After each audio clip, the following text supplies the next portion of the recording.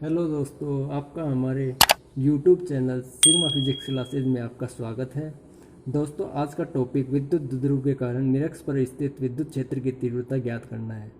दोस्तों, यह topic exam की दृष्टि से काफ़ी महत्वपूर्ण प्रश्न है। दोस्तों, चलो आओ स्टार्ट करते हैं। विद्युत द्विध्रुव के कारण निरक्ष पर स्थित विद्युत क्षेत्र की तीव्रता। सबसे पहले दोस्तों हमें समझना पड़ेगा कि इसका डायग्राम कैसे बनाया जाता है। तो दोस्तों, डायग्राम कुछ इस प्रकार बनेगा। मान लीजिए दोस्तों माइनस क्यू आवेश और प्लस क्यू आवेश, दो आवेश हैं और ये दोनों, इन दोनों के मध्य के बीच का बिंदु O है और माइनस क्यू से O के मध्य का जो डिस्टेंस होगा वो A होगा और O से प्लस क्यू आवेश के मध्य का डिस्टेंस होगा A। तो दोस्तों यहाँ से O से एक रेखा बनाते हैं हम और O से बिंदु P, R दूरी पर स्थित एक बिंदु P है जो हमें यहाँ पे हमें विद्युत क्षेत्र की तीव्रता का मान ज्ञात करना है। चलो दोस्तों, फिर इसके बाद क्या करते हैं हम, माइनस क्यू आवेश और प्लस P के आवेश की प्लस P के मध्य एक काल्पनिक रेखा खींचते हैं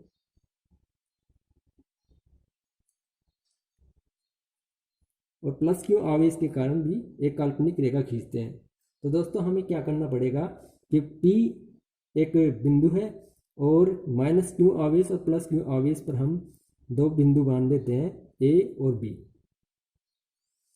तो यहाँ से हमें क्या प्राप्त होगा दोस्तों, हम लिख सकते हैं कि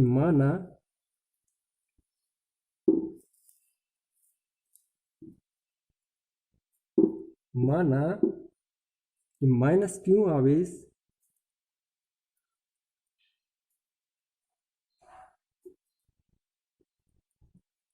और प्लस क्यू आवेश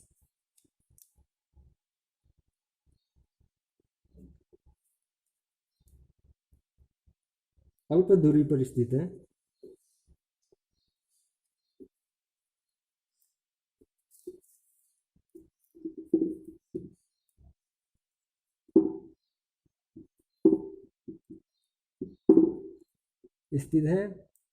माइनस क्यू और प्लस क्यू आवेश के मध्य बिंदु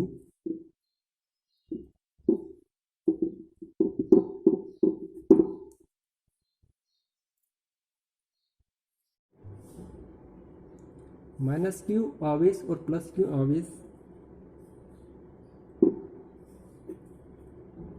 का मध्य बिंदु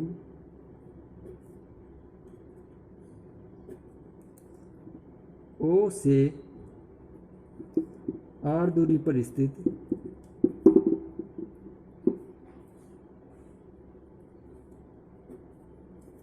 बिंदु P पर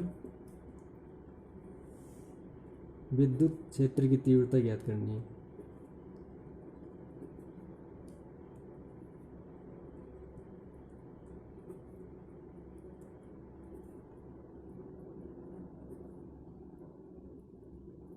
चलो दोस्तों, विद्युत क्षेत्र की तीव्रता ज्ञात करते हैं।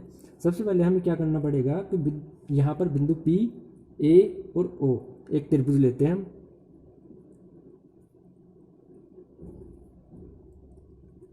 यहाँ से हम पाइथागोरस प्रमेय लगाएंगे जो आप भले भांति जानते हो। पाइथागोरस प्रमेय क्या कहती है कि कर्ण स्क्वायर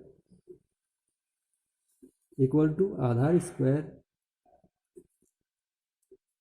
प्लस लंब स्क्वायर। तो यहाँ पर कर्ण स्क्वायर, कर्ण का क्या होगा, ए पी का स्क्वायर, आधार क्या है अपने पास, आधार ए ओ स्क्वायर और लंब स्क्वायर ओपी स्क्वायर। यहां से क्या प्राप्त होगा दोस्तों, ए ओ का स्क्वायर क्या हुआ, ए स्क्वायर, ओ पी का स्क्वायर यानी कि आर का स्क्वायर। दोस्तों हमारे पास ए पी का मान क्या प्राप्त हुआ, ए स्क्वायर प्लस आर स्क्वायर का अंडर रूट, या इसे हम ऐसे लिख सकते हैं ए स्क्वायर आर स्क्वायर की पावर हाफ। तो दोस्तों यहाँ पर हमारे पास ए पी की वैल्यू निकल गई और यही वैल्यू पी बी की वैल्यू है। तो यहाँ पे मैं लिख देता हूँ पी बी, क्योंकि चूंकि A P equal to P B. ठीक है दोस्तों, अब यहाँ से हम क्या करेंगे दोस्तों, माइनस क्यू आवेश के कारण विद्युत क्षेत्र की तीव्रता का मान निकालेंगे। माइनस क्यू आवेश के कारण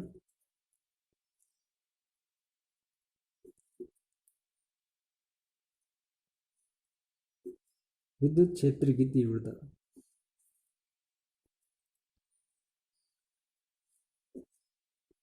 E1, तो E1 इक्वल टू क्या प्राप्त हुआ हमारे पास,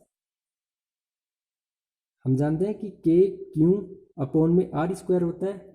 दोस्तों यहाँ पर चित्र में क्या दे रखा है, आर स्क्वायर, हमारे पास आर स्क्वायर प्लस ए स्क्वायर है, और ये भी दोस्तों आर स्क्वायर प्लस ए स्क्वायर है।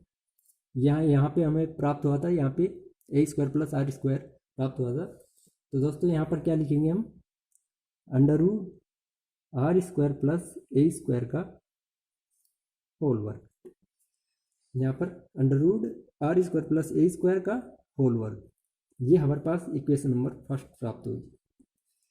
इसी प्रकार प्लस क्यों आवेश के कारण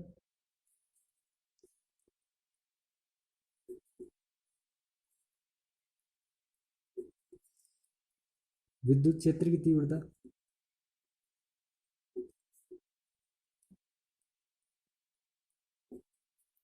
E2, तो E2 की वैल्यू क्या प्राप्त होगी दोस्तों, वही वैल्यू प्राप्त होगी जो E1 की प्राप्त हुई थी, K Q upon are square plus A square की पावर 1/2 का होल स्क्वायर। दोस्तों यहाँ पर हमें प्राप्त हुआ इक्वेशन नंबर फर्स्ट और इक्वेशन नंबर 2। अब दोस्तों हम क्या करते हैं कि इन दोनों का परिणामी विद्युत क्षेत्र की तीव्रता का मान निकालेंगे। तो परिणामी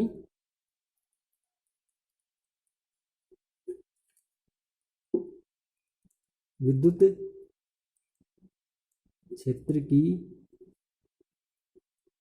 तीव्रता, परिणामी विद्युत क्षेत्र की तीव्रता E equal to E1 cos theta plus E2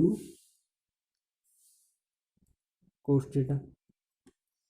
तो हम क्या करेंगे, इसका E1 की वैल्यू हमारे पास प्राप्त है और E2 की वैल्यू हमें प्राप्त है। तो हम क्या करेंगे, E1 प्लस E2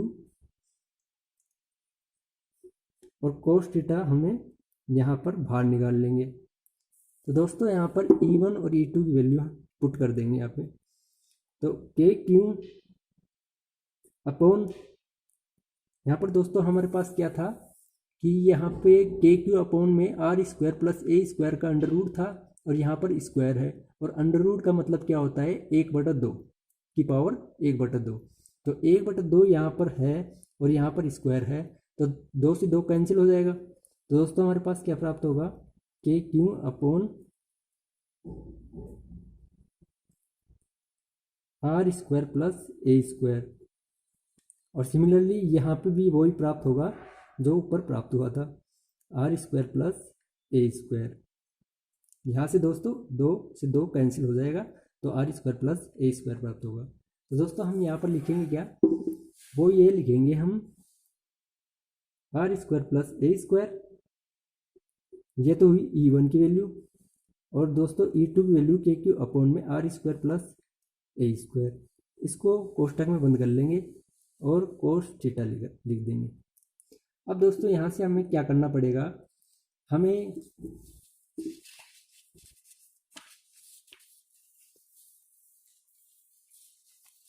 क्या करना पड़ेगा दोस्तों, यहाँ पर वैल्यू प्राप्त हुई।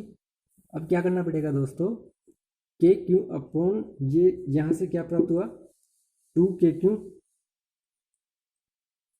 अपॉन में आर स्क्वायर प्लस ए स्क्वायर।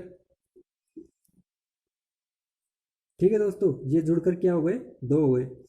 और यहाँ पर कोस थीटा है, और कोस थीटा हम जानते हैं दोस्तों लाल बटा कका से निकालेंगे तो आधार बटा कर्ण होता है। तो आधार बटा कर्ण हम चित्र के अनुसार देखेंगे दोस्तों। चित्र की कुछ इस प्रकार है। आधार हमारे पास क्या प्राप्त हुआ था, आधार हमारे पास ए है, और आधार बटक कर्ण, आधार बटक कर्ण क्या प्राप्त था हमारे पास, आर स्क्वायर प्लस ए स्क्वायर की पावर 1/2। तो यहाँ पर हम क्या लिखेंगे, कोस थीटा की जगह क्या लिखेंगे दोस्तों, कोस थीटा की जगह हमें a upon are square plus A square की पावर 1/2 लिख दिया दोस्तों। अब क्या करना पड़ेगा दोस्तों, यहाँ से हम के तो अलग ले लेंगे और क्यू इंटू में ये 2 ए के साथ लगा देंगे, तो 2 इंटू ए, और आर स्क्वायर प्लस ए स्क्वायर की पावर 1 है, और यहाँ पर 1/2 इन दोनों की पावर जुड़ जाती हैं, तो यहाँ पर कितनी कितनी हो जाएगी दोस्तों, 3/2 हो जाएगी, 3/2। तो दोस्तों यहाँ पर Q इंटू 2A, चूँकि हम जानते हैं कि दोस्तों विद्युत द्विध्रुव आघूर्ण का मान जो होता है वो P is equal to Q into 2A होता है। तो यहाँ पर द्विध्रुव आघूर्ण मैं यह लिख देता हूँ,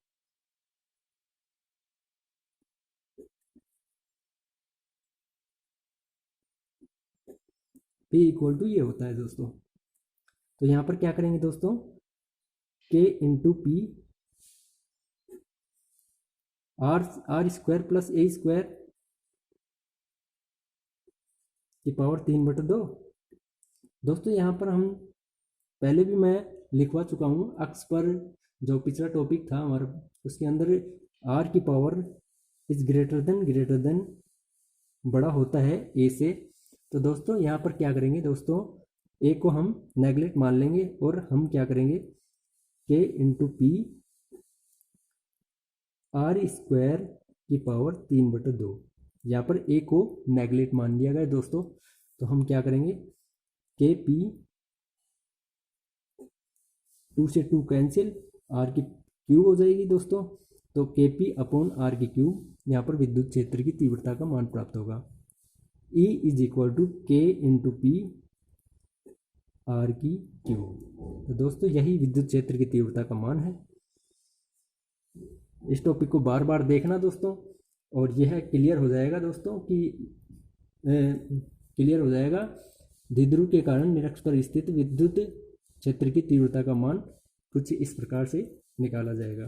दोस्तों हमने क्या किया था, दोस्तों हमने ये किया था कि हमने सबसे पहले डायग्राम समझा, और डायग्राम में हमने सब कुछ समझने के बाद फिर हमने इसका जो लिखा, हमने माना माइनस क्यू आवेश प्लस क्यू आवेश अल्प दूरी पर स्थित है, और माइनस क्यू आवेश और प्लस क्यू आवेश के मध्य बिंदु ओ से आर दूरी पर स्थित बिंदु पी पर विद्युत क्षेत्र की तीव्रता का मान ज्ञात करना होता है। तो दोस्तों हमें पाइथागोरस प्रमेय लगाई, और पाइथागोरस प्रमेय लगाने के बाद दोस्तों यहाँ से ए स्क्वायर प्लस आर स्क्वायर की पावर 1/2 वैल्यू प्राप्त हुई थी। तो दोस्तों यहाँ से हमने E1 की वैल्यू निकाली और E2 की वैल्यू निकाली। तो E2 की वैल्यू निकालने के बाद परिणामी विद्युत क्षेत्र की तीव्रता का मान यहाँ से निकाला। तो E इक्वल टू के पी अपॉन आर की क्यूब। तो जो यहाँ पर हमारे पास E इक्वल टू के पी अपॉन आर की क्यूब वैल्यू प्राप्त होती है। तो यही विद्युत द्विध्रुव के कारण निरक्ष पर स्थित विद्युत क्षेत्र की तीव्रता का मान है। थैंक यू दोस्तों।